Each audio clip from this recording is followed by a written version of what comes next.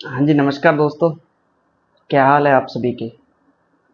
उम्मीद है सब ठीक और अच्छे होंगे। तो आप सभी का स्वागत है हमारी एक नई वीडियो में। तो अभी अभी आपने मैच देखा सीएसके और आरसीबी का, जो कि है इस लीग का आईपीएल 2025 का सेकंड मैच था इन दोनों के बीच होने वाला, जो कि बहुत ही रोमांचक मैच देखने को मिला आज चिन्नास्वामी स्टेडियम बेंगलुरु में। और आरसीबी इस साल जिस हिसाब से खेल रही है आज भी उसी हिसाब से खेली, अच्छा प्रदर्शन दिखाया उन्होंने, बैटिंग हो चाहे बॉलिंग हो, हर शोबे में। टॉस जीता सीएसके ने और पहले बॉलिंग करने का निर्णय लिया, क्योंकि बेंगलुरु के छोटे से ग्राउंड में सेकंड बॉलिंग करते हुए ड्यू का सामना करना पड़ता है। तो सीएसके के कैप्टन है महेंद्र सिंह धोनी ने टॉस जीता और टॉस जीतते ही उन्होंने सीधा सा स्ट्रेट फॉरवर्ड डिसीजन था उनका कि हम बॉलिंग करने जा रहे हैं। शायद आरसीबी के कप्तान रजत पाटीदार टॉस जीतते तो भी यही डिसीजन लेते, क्योंकि वो भी चेस करना ही जाते। और यहाँ पर छोटा ग्राउंड है, जिस हिसाब से रन बनते हैं, जिस हिसाब से पिच होती है, सेकंड इनिंग्स में ड्यू का सामना करना पड़ता है, तो हर टीम चेस करना पसंद करती है इस स्टेडियम के अंदर। तो वही चेन्नई ने किया। फिल शॉल्ट आज नहीं खेले आरसीबी की तरफ से, तो ओपनिंग करने जेकब बैथल उतरे विराट कोहली के साथ। आरसीबी को शुरुआत बहुत शानदार मिली और यह अब की बार आरसीबी की बैकबोन रहा है, जो उनके स्टार्टिंग के दोनों प्लेयर खेलते हैं।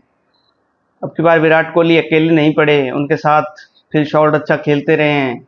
जैकब बैतल का यह दूसरा मैच था, उन्होंने भी परफॉर्म करके दिखाया।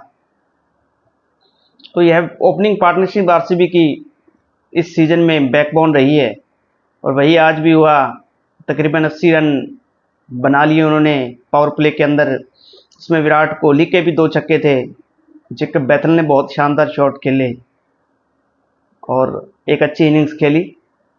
बैथल ने 55 रन बनाए 33 बॉलों पर और विराट कोहली ने 62 रन बनाए 33 बॉलों पर, जिसमें उनके 5 छक्के और 5 चौके थे। आज एक अच्छे स्ट्राइक रेट से खेले विराट कोहली। उन पर हमेशा से इल्ज़ाम लगता है कि वो थोड़ा स्लो खेलते हैं, नहीं, लेकिन मेरे हिसाब से जब जब इंडियन टीम को ज़रूरत पड़ी विराट कोहली के बल्ले से रन की, जहाँ चौका मारना था उन्होंने चौका मारा है, जहाँ छक्का मारना था उन्होंने छक्का मारा है। और मैं आपको एक रिकॉर्ड या स्टेट्स बताता हूँ जिसको आप देखकर हैरान रह जाएंगे। विराट कोहली का टी20 के अंदर या ओडीआई क्रिकेट में लगा लो आप, दोनों ही क्रिकेट में रोहित शर्मा से स्ट्राइक रेट ज़्यादा है। रोहित शर्मा ज़्यादा छक्के लगाते हैं तो हम उम्मीद करते हैं कि उनका स्ट्राइक रेट ज़्यादा होगा, लेकिन विराट कोहली का स्ट्राइक रेट 177 137 या 138 39 है, ऐसा कुछ है, प्रॉपर मेरे को याद नहीं है। लेकिन यह स्ट्राइक रेट रोहित शर्मा से ज़्यादा है। और ओडीआई क्रिकेट में भी स्ट्राइक रेट, क्योंकि वो कम छक्के लगाते हैं, थोड़ा सिंगल डबल और चौकों पर ज़्यादा निर्भर रहते हैं, तो लोगों को लगता है कि विराट कोहली धीमा खेलते हैं या उनका गेम यही है। विराट कोहली हमेशा से ओडीआई क्रिकेट हो उसमें रने बॉल खेलते रहे हैं। और जब वो अपने जोबन पर थे तब तो वो किसी भी बॉलर को, मलिंगा जैसे बॉलर, ब्रेटली जैसे बॉलर, मिचेल जॉनसन को मारा हुआ उन्होंने। और सईद अजमल, जो कि एक बट्टा बॉलर पाकिस्तानी थ्रो मारता था, वो बाद में उस पर बैन लगा, लेकिन उसको भी एक मैच के अंदर सचिन तेंदुलकर के साथ खेल रहे थे विराट कोहली, तो उस मैच में भी 183 रन की पारी खेलकर शानदार, जो आज अब तक विराट कोहली का हाईएस्ट स्कोर है ओडीआई क्रिकेट में पाकिस्तान के खिलाफ, तो मारा था उस मैच के अंदर विराट कोहली ने सईद अजमल को, जो कि इतनी बॉल टर्न करा रहा था कि दूसरे बल्लेबाजों से खेली नहीं जा रही थी। लेकिन विराट कोहली ने उस मैच में शुरुआत में एक दो बार उनका एज लगा, लेकिन उसके बाद में क्या इनिंग्स खेली थी वो। और एक वो तकरीबन 76 बॉलों पर शतक था विराट कोहली का ऑस्ट्रेलिया के खिलाफ। शायद हमें 45 या 46 ओवर में चेस करना था तो क्वालिफाई करने के लिए, उसमें भी विराट कोहली ने बहुत ही शानदार प्रदर्शन किया था।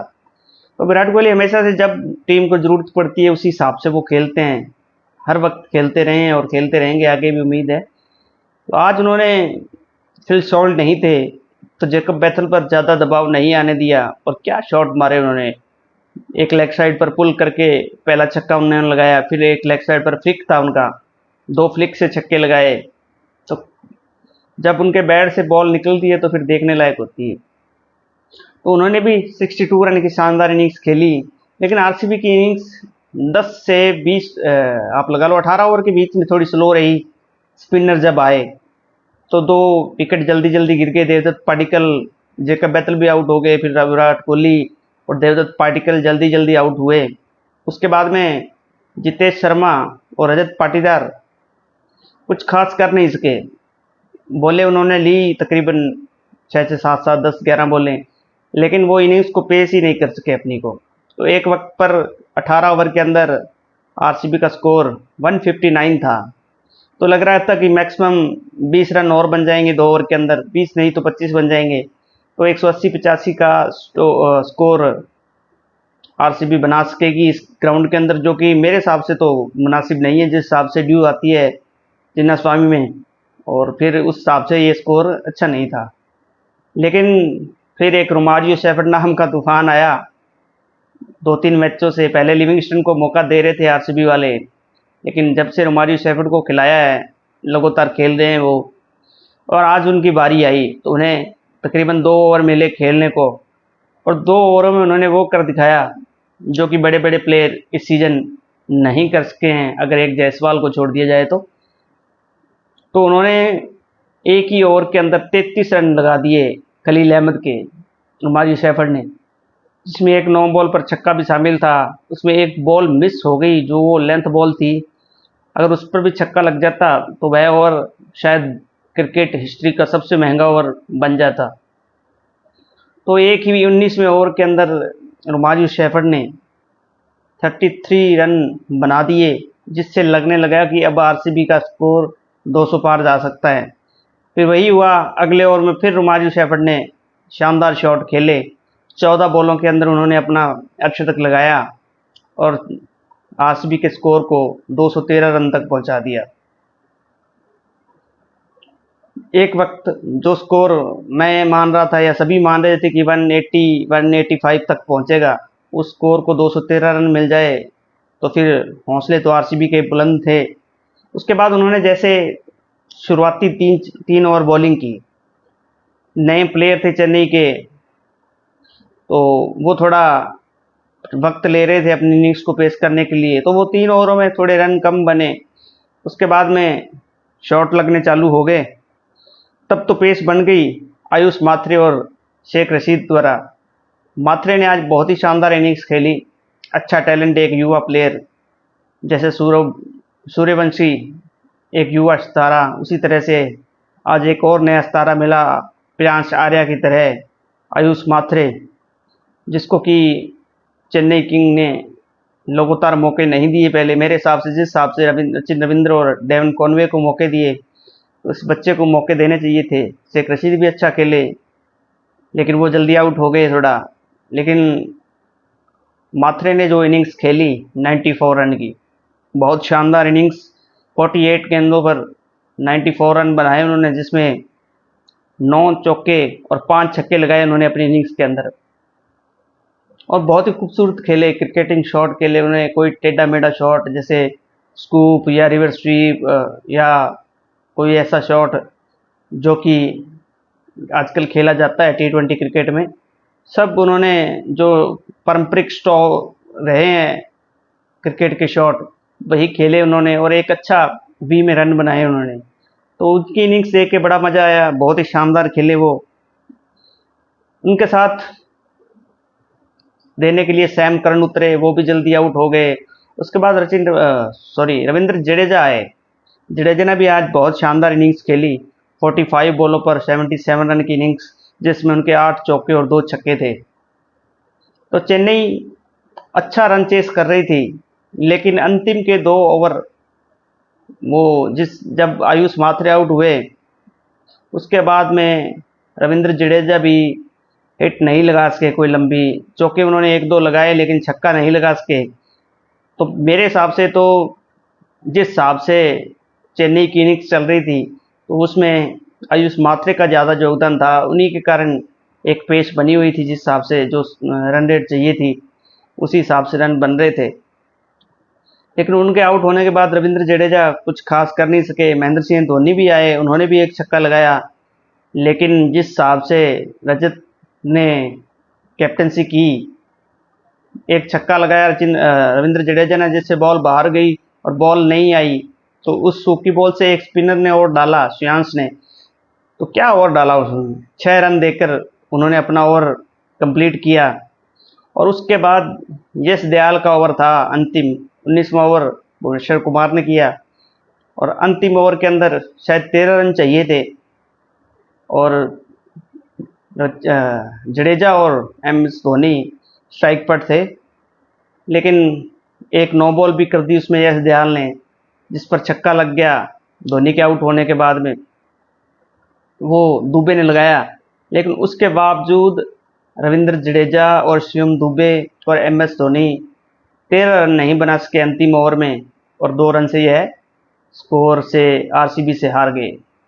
चेन्नई की लगातार यह हार पर हार हो रही है। इस सीजन चेन्नई का रंग में भंग रहा, कुछ नहीं कर सके वो अपने पूरे सीजन में।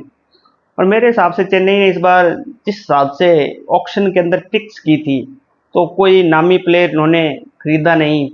हाँ, बच्चे 2-4 बच्चे इन्होंने अच्छे खरीदा, नया टैलेंट खरीदा, लेकिन चाहे आप बॉलिंग लगा लो तो उनके पास सबसे बड़ा बॉलर खलील अहमद है, और दूसरा महेश पथिराना, जिसको इन्होंने रिटेन किया था। किसी और बॉलर के पीछे, जैसे देश पांडे थे या दीपक चाहर थे, उनके पीछे इस बार ये गए नहीं। और स्पिनर में सबसे बड़ा बॉलर इनके पास नूर अहमद और अश्विन है। अश्विन को इन्होंने 2-4 मैच में मौका दिया, उसके बाद में वो खेल नहीं रहे, अच्छी परफॉर्म नहीं रही उनकी, इसलिए उन्हें बाहर बैठा दिया। और नूर अहमद ने अच्छी बॉलिंग की है, लेकिन एक बॉलर से फिर मैच थोड़े जीते जाते हैं। और बैटिंग के अंदर इनके पास बड़े से बड़ा टैलेंट सचिन रविंद्र और डेविन कॉनवे थे, जो कि मैं इतने खतरनाक प्लेयर नहीं मानता टी20 के। हाँ, ओडीआई क्रिकेट दोनों ही अच्छा खेलते हैं, लेकिन टी20 एक उसमें शॉर्ट हिटिंग की आप में हिम्मत होनी चाहिए। जिस हिसाब से आजकल प्लेयर शक्ति प्रदर्शन करते हैं, तो उस हिसाब से सचिन रविंद्र और डेविन कॉनवे नहीं कर सकते। और एम.एस. धोनी, जो कि क्रिकेट छोड़ चुके हैं और अब वो सिर्फ आईपीएल खेलते हैं, तो उनसे आप इतनी उम्मीद नहीं लगा सकते कि वो आपको अकेले मैच जिता सकते हैं। और तीसरा फिर रविंद्र जडेजा। रविंद्र जडेजा भी कोई इतने नामी प्लेयर नहीं है टी20 क्रिकेट के कि वो छक्के पर छक्के लगा सकते हैं। बॉलिंग अच्छे करते हैं, अच्छे ऑलराउंडर प्लेयर हैं, अच्छी फील्डिंग करते हैं, लेकिन बॉलिंग उनकी ठीक है, बैटिंग उनकी टी20 क्रिकेट के हिसाब से हाँ अच्छी कर लेते हैं कभी कभार, लेकिन लगातार आप उनसे उम्मीदें नहीं लगा सकते। फिर सैम करन को इन्होंने अंतिम के मैचों में मौका दिया, उन्हें पहले नहीं खिलाया, शायद वो उपलब्ध नहीं थे या क्या चक्कर था पता नहीं हमें तो, लेकिन उन्हें भी। और टेबल ब्रेविस को भी शुरुआती मैचों के अंदर ये डेवन कॉनवे और सचिन रविंद्र के साथ जुड़े रहे, उन्हें भी मौका नहीं मिला। तो जो युवा प्लेयर इन्होंने खरीदे भी थे ऑक्शन के अंदर चेन्नई सुपर किंग्स ने, तो उनको मौका नहीं दिया। आरसीबी आज मैच जीत गई और उनके 16 पॉइंट हो गए, और एक बार फिर टेबल टॉपर बन गए, वो 1 नंबर पर पहुंच गए। रन रेट उनकी सबसे अच्छी, मुंबई से पीछे हैं, लेकिन रन रेट उनकी 16 पॉइंट होने के साथ साथ 1 नंबर पर पहुंच गए। 11 मैचों के अंदर 16 पॉइंट, और अब तक आईपीएल की हिस्ट्री में ऐसा नहीं हुआ कि किसी टीम के 16 पॉइंट हो और वो टीम क्वालिफाई ना करी हो। अब पीछे इनके 3 मैच बच गए हैं, जिसमें से 2 मैच इनके होम पर हैं और 1 अवे मैच है। तो आरसीबी चाहेगी कि तीनों मैच में से कम 2 मैचों को जीत सकें और 1 नंबर पर फिनिश किया जाए, जिससे कि एक एक्स्ट्रा मैच खेलने का मौका मिले उन्हें, ताकि वो फाइनल खेल सकें। तो जिस हिसाब से आरसीबी की इस बार परफॉर्मेंस रही है, पहले वाले मैच 1-2 मैच शुरुआती मैच ये जीत गए, लेकिन इनकी परफॉर्मेंस इतनी अच्छी नहीं थी। लेकिन जैसे जैसे टूर्नामेंट आगे गया, तो आरसीबी की पूरी टीम परफॉर्म कर रही है, और पूरे फॉर्म में सभी प्लेयर हैं। आप चाहे किसी का नाम ले लो, विराट कोहली का नाम लो, चाहे आप उनके ओपनर फिल शॉल्ट की बात करो, रजत पाटीदार ने 2-3 मैच में अच्छा किया, जितेश शर्मा बीच में अच्छी कैमियो खेलते हैं, बॉलिंग के अंदर कुणाल पांड्या, यश दयाल, हेजलवुड, भुवनेश्वर कुमार, श्रेयांश शर्मा, सभी अच्छी बॉलिंग कर रहे हैं। और अभी लिविंगस्टन एक अच्छा इनका वीक लिंक था, जो कि कई मैचों के अंदर उन्हें मौका मिला, वो रन नहीं बना सके, बॉलिंग भी अच्छी वो नहीं कर सके इतनी, तो अब उनकी जगह रोमारियो शेफर्ड को मौका दिया गया। उन्होंने भी जब जब मौका मिला है, आज उन्हें मौका मिला, उन्होंने आज साबित किया कि वो डेथ ओवर्स के एक पावरफुल बल्लेबाज हैं। और टिम डेविड को, जिस मैच में टिम डेविड को एक दो मैचों में मौका मिला फिनिश करने का, उन्होंने शानदार फिनिश करके दिखाई। तो आरसीबी की टीम इस बार बहुत खतरनाक मेरे हिसाब से दिख रही है, क्योंकि सभी के सभी प्लेयर परफॉर्म कर रहे हैं और शायद फाइनल खेलेंगे। और क्या पता इस बार आरसीबी फाइनल जीत भी सकती है। मेरे हिसाब से आरसीबी को रोकने वाली एक ही टीम है ओनली, वो है मुंबई इंडियंस। अगर आरसीबी किसी टीम से हार सकता है तो वो सिर्फ एमआई से हार सकता है, क्योंकि एमआई भी शुरुआती 3-4 मैच तो हारी, लेकिन उनका ये तो रहा ही है, हर बार वो 3-4 मैच शुरुआती मैच हारते हैं और उसके बाद में जो वो फॉर्म में आते हैं उनके प्लेयर, तो फिर वो हारते नहीं, फिर सिर्फ फाइनल जीत के ही वो बाहर जाते हैं फिर। और इस बार भी वही हुआ, सबसे नीचे नीचे नीचे नीचे चलते चलते सीधा ऊपर पहुंच गए वो। 5-6 मैच उन्होंने लगातार विन कर लिए और सभी प्लेयर उनके, चाहे आप सूर्य कुमार यादव की बात करो, तिलक वर्मा, हार्दिक पांड्या, जिस प्लेयर का आप नाम लोगे वही फॉर्म में।